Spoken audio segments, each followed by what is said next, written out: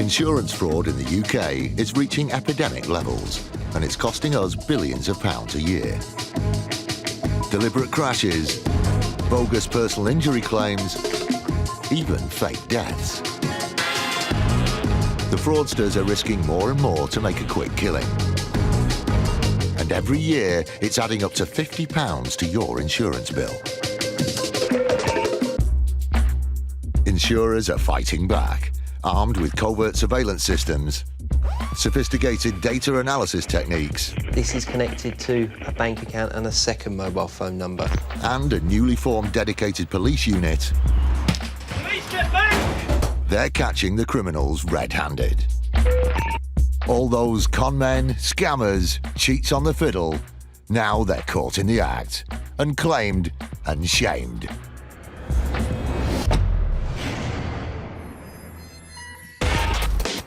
Today, the police insurance fraud team, IFED, is hunting down suspects. He needs to phone, because otherwise we'll come back and we will keep coming back until we get him, OK? Because this is quite serious, it's not going to go away. A would-be con man comes a cropper, There's no way that it could have happened as it was described. and a claimer is shamed in the gym. There was no form of dysfunction visible in any way, shape or form. This is Milton Keynes, home to Michael Richards. 8 years ago, Michael was a passenger in a serious car crash. The vehicle smashed into a wall, killing the driver, but Michael pulled through. Unfortunately, the driver didn't have insurance, so Michael's case was passed on to the MIB, Motor Insurers Bureau, an organisation set up and funded by the insurance industry. The MIB is there to compensate innocent victims of uninsured and untraced drivers. And that means a whole variety of injuries. It could be a minor injury, it could be a catastrophic injury. We're there to help those people to provide a fund from which they can claim compensation. Details of the crash and Michael's medical treatment were passed to the MIB. Michael Richards said that he had a head injury as well as other injuries, and he presented in a way suggesting that he had such a bad brain injury he was virtually mute. He was saying he needed care, he was saying he needed a lot of help, he was saying he could hardly speak, and that he needed lots of help and assistance to carry on his normal life. He made a claim to the MIB because the driver wasn't insured, and that was his only route potentially to compensation. What's called a schedule of loss, which is essentially a shopping list type claim that's presented to us by his lawyers, totaled some £2.35 million. The severity of the head injury that Michael was claiming for meant that the MIB was dealing with a huge payout for care and assistance, so it was natural for them to look closely at the case and order medical examinations. When he saw one of our experts, he uttered 15 words in an 80-minute interview. He said that he was seriously impaired by his injuries. But as the MIB continued its investigations, they noticed some strange inconsistencies. Subsequently, we obtained his police records. Now, this showed, subsequent to the accident in the car, he was arrested for another offence. And when we obtained the PACE interview notes, it was quite clear that he was talking perfectly normally to the police officers. And also, it was also clear that he'd been giving us a false address. The MIB was by now so suspicious that it called in expert investigators specialising in covert filming. We live in a surveillance society. Effectively, fraudsters are aware that they might be placed under surveillance. And to that end, we have to stay one step ahead of the game. And the equipment that we have to use has to be cutting edge. It's as simple as that. Using all its expertise to stay hidden, the surveillance team went deep undercover to find out what was really going on. What we did discover when we eventually turned up and undertook the surveillance on him was that he was visiting a gym.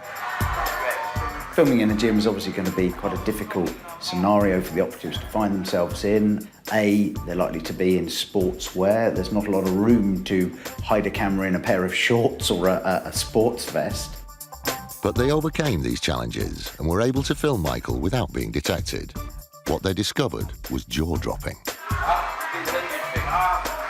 He was talking and bantering with other gym users. There was no form of dysfunction visible in any way, shape or form. He was a man that was just going about his normal routine or daily life, and wasn't hampered in any way, shape or form by the purported injury that he'd sustained. It was solid evidence of lying and fraud. We presented this evidence to Mr. Richards via his lawyers, who promptly withdrew his claim. But the MIB wasn't prepared to let the case drop. It wanted to see Michael's attempt to defraud them punished. We took the case to court. The judge accepted that he had tried to mislead the court. He was guilty of contempt of court, and consequently, Mr. Richards received a prison sentence. Michael was sentenced to 4 months in prison for falsely claiming £2.35 million. For us, it felt excellent that someone who was claiming a 7-figure sum, their case was pushed all the way through into the criminal court. It felt as if that person had received their just desserts. One of the largest ever insurance fraud rings is busted. In that 18 months, they could have made £3.2 million. And a swindling claimer is shamed for life. What this shows you is that it's not OK to do that. And do you realise what impact that will have on your friends and your family if you get caught? Police, get back! Insurance fraud is on the rise. Hunting and punishing the criminals responsible is an elite police squad called the Insurance Fraud Enforcement Department, IFED. The Insurance Fraud Enforcement Department was set up earlier this year with the sole intention of combating the rise in insurance fraud. We are a dedicated unit that works exclusively tackling that problem. A growing number of fraudsters are prepared to lie and cheat their way to money they don't deserve. But they'd better watch their backs, because IFED is on the case. Since our go-live date early this year, we've effected over 120 arrests in the first 6 months, and we are continuing to work up and down the country, bringing these offenders to justice. IFED is determined to win the fight against fraudsters. We're out to stop them in their tracks. There's every chance that an IFED detective may come knocking on their door to arrest them for committing an insurance fraud. Police, don't move, stay where you are! Yeah, we're looking to go to 2 addresses today to arrest 2 suspects who we believe have conspired together to plan a crash between a coach and a car, purely for the purposes of submitting fake personal injury whiplash claims.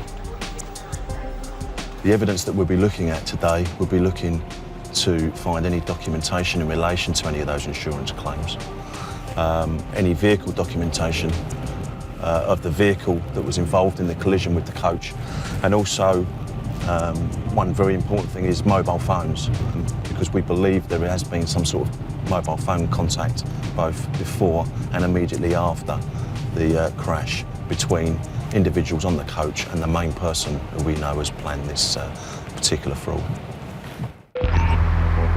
IFED believes that the 2 suspects hope to make money by falsely claiming for whiplash injuries sustained in the fake crash. If the claim had paid out, with numerous personal injury claims and damage to vehicles, they were set to make over £100,000. IFED needs to find their first suspect, and they also need to find evidence that links him to the car and the coach passengers. They begin their search for the suspect at his mum's house. Police? Oh, City Police. Who's here? Just yourself? Yeah. Where's his flat? The first suspect's mum claims that she doesn't know where his flat is. She's saying that he lives in his own flat, moved out 4 months ago. She doesn't know the door number, doesn't know the flat name or anything else. So she says she's got no contact number for her own son, everything else. So she's clearly lying to us, clearly obstructing us. Probably so that she can put a phone call in as soon as we've gone and sort of tip him off, really, that we're on our way. She tells them to try his ex-partner's place, but says she doesn't know the exact address of that either. Right, what is the front door? What colour's the front door? Let's start easy then. I do think you're lying to me, and the patience is wearing a bit thin. How do you get contact? So he doesn't phone you. Do you have a mobile? You don't have a mobile. He needs to phone, because otherwise we'll come back, and we will keep coming back until we get him, OK? Because this is quite serious. It's not going to go away. Using the rough information she's given them, their next stop is the house of the first suspect's ex-partner. Police. Is he in? No, he doesn't live here with me. Do you know his address? No. All right, OK. The ex-partner has no idea where he is, and the hunt is beginning to feel like a wild goose chase. Their investigations have given them one last address to try. He's opening up, he's opening up. They arrive at the block of flats and quickly establish which apartment the suspects are in. That's where they are? Yeah. Are they in? I think so, I'm not sure. Finally, it seems like they're getting closer.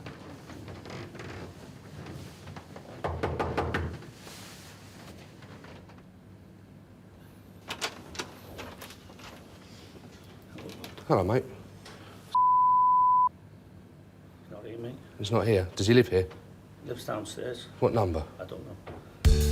Yet again, the first suspect seems to have eluded them. But suddenly, they get a lead about the second suspect. Do you just live here on your own, do you? No, I live with my son. What's his name? When the man reveals the name of his son, they realise they've found the second suspect. Then he backtracks and confirms the first suspect is there too. Easy. Right, where are they? Yeah. Just hang on. What? No, not hanging on. I'll work with you, mate. Can you come in the front room? But when they enter the premises, it's clear he's hiding from them. Is he in there? It doesn't take long to flush him out, though. Yeah? All right. So don't give me no more all right? Right, mate. Have a seat. Right, you're being arrested for conspiracy to defraud, OK? Although both suspects are under arrest, it's still far from being a watertight case. It's vital that the team find documentary evidence of the suspected fraud, or the charges won't stand up, and the whole case will be dropped.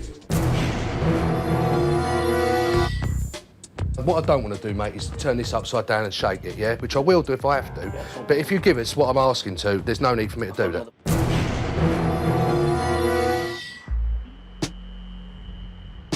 The enhanced security features on top-of-the-range cars means that thieves are losing out, and fraudsters are being stopped in their tracks too. Head teacher Alan Brumley drove a car that befitted his status, a BMW 3 Series. But if he'd gone for a more down-market car, he might have got away with his scam.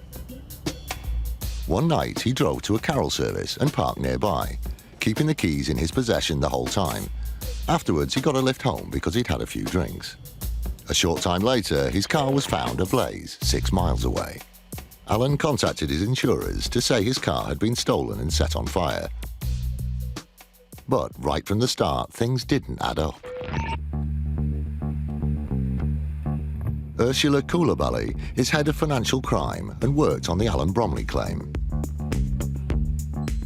We first suspected that there may be something wrong with Alan Brumley's claim when he phoned through to our fire and theft teams. Some of the reports that we had from the police and the fire brigade, some of the information that was in there again contradicted the story that Mr Brumley gave us when he initially made his claim. The insurers were particularly concerned about the timings Alan had given them. Independent engineers report that we asked for, again as part of the investigation, specifically set out if the car was stolen without keys, what tools they'd need to have to steal the car, and more importantly, how long it would take. With the timings that Mr Brumley gave us and at the time that the fire brigade attended, there's no way that it could have happened as it was described. Alarm bells were ringing, and the insurers asked a company specialising in vehicle examination to look at what was left of the car. Phil Hoyes is the engineer who performed the inspection. When I found the vehicle, it had sustained quite heavy fire damage. The condition of the car was approaching a complete burnout. Even so, he was still able to carry out a thorough assessment. My remit was really quite straightforward for examining the car. It was to determine whether there were any signs of forced entry. When I got to examining the locking system and the doors, there was no sign of forced damage to the locking systems or around the door hinges or the door frames themselves or the door mechanisms. So, if the doors hadn't been forced, then the only way into the car for a thief would have been the windows. But there was a problem there too. A close examination inside the doors found the glass from the windows that had melted inside the doors, showing that the windows weren't smashed. If the windows had been smashed and forced entry had been gained that way, then you'd find the fragments of the glass inside the vehicle and it had melted in that position. He hadn't lost the keys, there was no forced entry, and the windows hadn't been smashed. So how could the car have been stolen? Alan Brumley's story was going up in smoke, but he wasn't going to budge. Despite the information and the evidence that we'd managed to gain from our investigations, Mr Brumley's been adamant throughout that he's not acted in a fraudulent manner. There was one more piece of evidence for the insurers to analyse, and it proved to be the most important. The key to what really happened was just that, the car key. It contains a microchip, which records detailed information about the car that can be analysed later. It does give us information such as what the mileage was at the last time it was driven and also the last time it was used. When we did the keys analysis report, it contradicted Alan Brumley's case.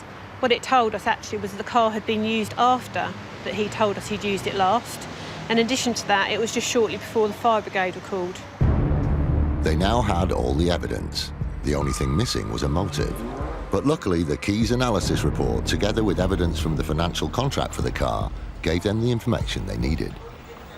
Within that contract, there was terms around how much mileage he could do per year. Once again, from the keys report, that helped us to determine that actually Mr Brumley had gone way over his mileage allowance. In the event he either gave his car back, he would either have to pay the entire financial agreement in full, or he'd have to pay the excess for the additional mileage, which was significant. We believe that was the financial motive for what happened. With evidence and a motive, the insurers informed Mr Brumley that they wouldn't be paying his claim. At that point, the police moved in to arrest him. But even then, Alan Brumley stuck to his version of events. Mr Brumley has always denied that the claim that he submitted was fraudulent throughout our investigation process and once it went to court. Alan Brumley was prosecuted for false representation, and he was given a 12-week suspended sentence. Although he stood to lose a lot of money on the vehicle contract, the cost to Alan Brumley's reputation and career is arguably greater. He's currently banned from teaching. In Mr Brumley's case, he was upstanding in the community, he was a head teacher, well thought of, and what this shows you is that it's not okay to do that. And do you realise what impact that will have on your friends and your family if you get caught? If you're ever thinking about doing something like this, think again. Insurers are a lot better at detecting fraud, and now we've got the Insurance Fraud Enforcement Department, and they will take action, and don't let it be you that they come to next.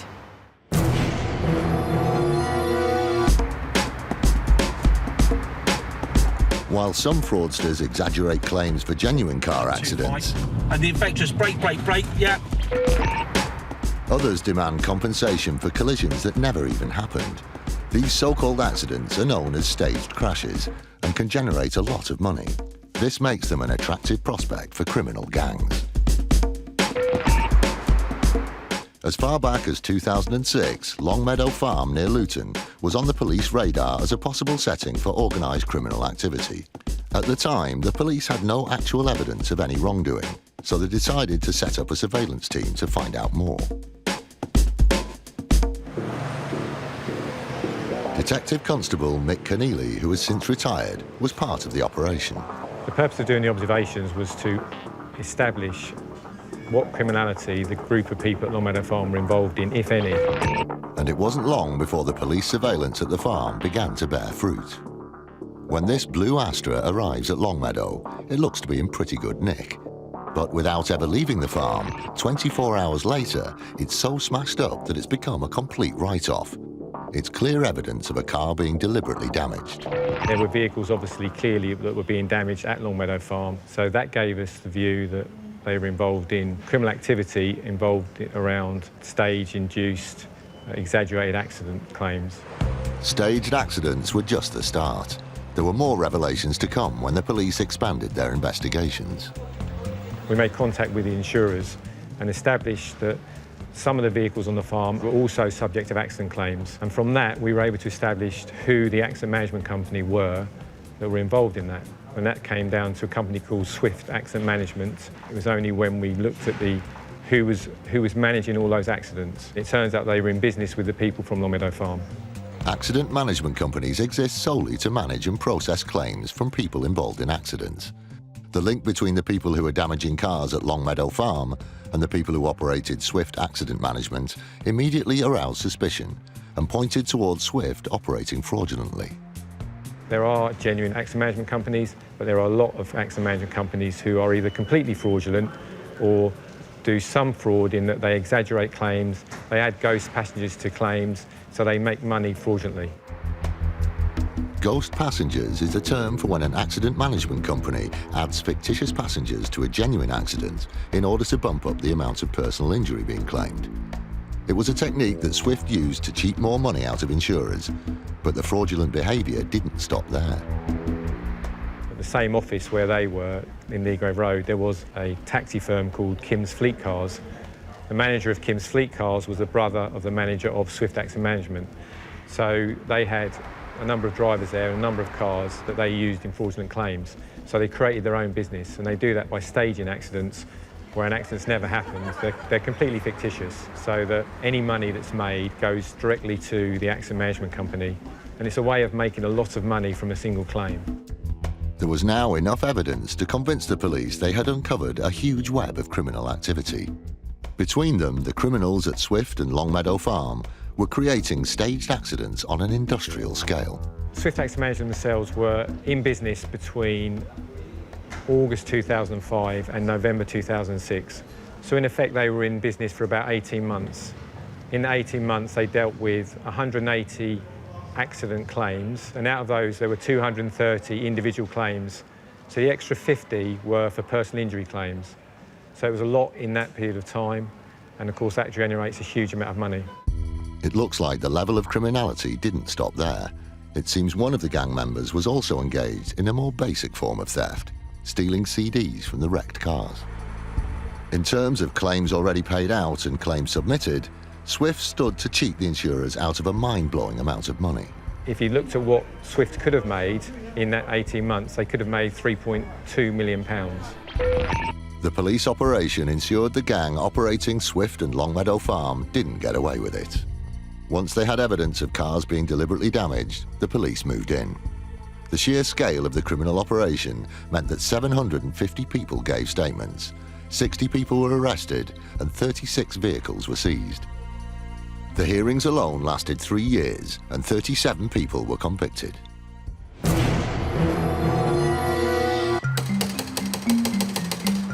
Police.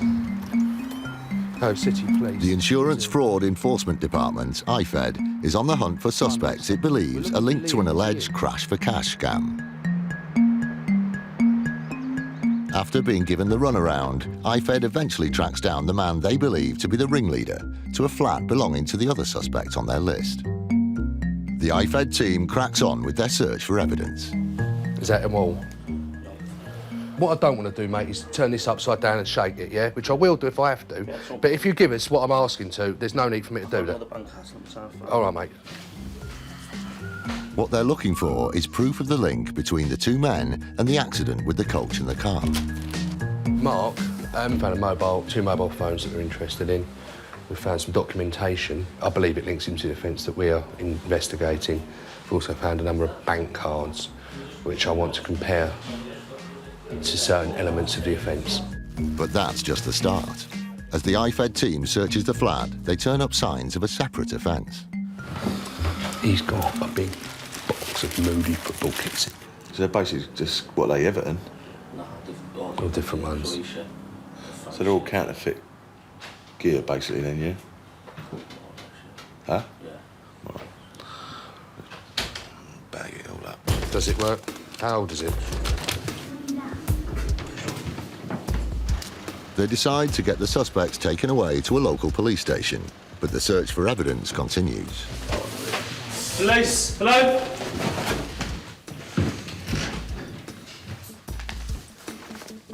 DS Mark Forster leads the search in the first suspect's flat. This is how we found it when we've come into the bedroom. There's a box that may have been taken off the wardrobe or some other place. There's a bag here which is empty, so I can only presume that all of this documentation was in this bag. So at some time shortly before we've arrived and arrested him this morning, he's obviously had a quick rummage through this, maybe in an attempt to try and get rid of evidence, basically, that might be key to our investigation. He's obviously been tipped off the fact that we were looking for him, because obviously we've been to his mother's address, we've been to his ex-partner's address. We know that when we've arrested him upstairs, his mobile phone sat on the table, ringing with his mum, trying to get in touch with him. She told us that she didn't know where he lived, didn't know his address, didn't have his contact telephone number for him or any way of getting in touch with him. So I'll be going back and having a word with Mum later on today, I think. After sifting through the paperwork, Mark finds the evidence he's looking for, a link between the suspect and the vehicle. We found a driving licence belonging to the driver of the car. That hit the coach up the rear. We found insurance documentation relating to the insurance of that vehicle, MOT certificates, and a current MOT certificate for that vehicle, and various other scraps of paper with lists of names which we believe may be those people that were on the coach at the time of the accident who have subsequently put in personal injury claims. So it's nice because it links the gentleman who lives here to both parties, those on the coach and the driver of the car. And it's fantastic evidence for us, and certainly more than we thought we'd find. Does it work? Both suspects are currently on bail. If charged with conspiracy to commit fraud and found guilty, they could get a jail term of up to 10 years. In the first 6 months of operation, IFED has already busted 80 suspected fraudsters. This pair aren't the first, and they certainly won't be the last to get a knock on the door from the elite police squad.